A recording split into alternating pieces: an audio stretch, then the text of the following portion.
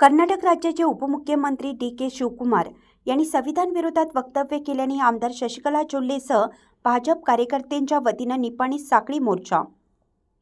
राज्याचे उपमुख्यमंत्री डी.के. शिवकुमार यांनी इतर समाजाला आरक्षण देत असताना संविधान बदलण्याची भाषा करून भारतीय संघटनेचे शिल्पकार डॉ. बाबासाहेब आंबेडकर यांचा अपमान केला आहे।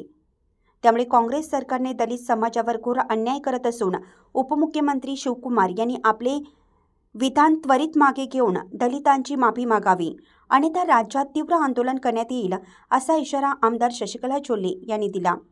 येथील छत्रपती धर्मवीर संभाजी चौकात निपाणी भाजपच्या वतीनं काँग्रेस सरकार विरोधात मानवी साखळीसह डी.के. शिवकुमार यांच्या पुतळ्याचं दहन करून आंदोलन करण्यात आलं।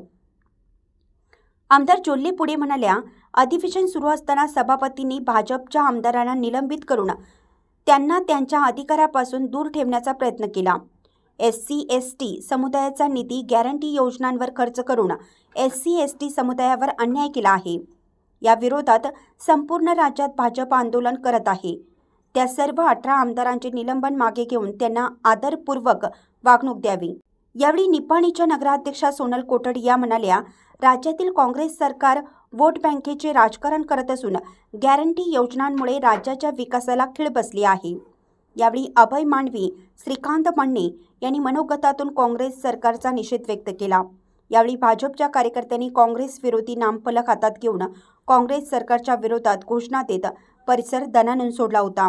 यावेळी उपनगराध्यक्ष संतोष सांगावकर, PLD बँकेचे अध्यक्ष SS, उपाध्यक्ष विजय टवळे, हाल शुगर संचालक राजू गुंदेशा, समित सासने, सुनील पाटील, गीता पाटील, बंडा घोरपडे, मधुकर पाटील, सूरज खवरे, शरद जंगठे, प्रणव मांडवी, दादाराजे निपाणकर, प्रशांत केस्ती, योगिता घोरपडे, विभावरी खांडके यांच्यासह नगरसेवक, नगरसेविका व इतर भाजप कार्यकर्ते मोठ्या संख्येने उपस्थित होते।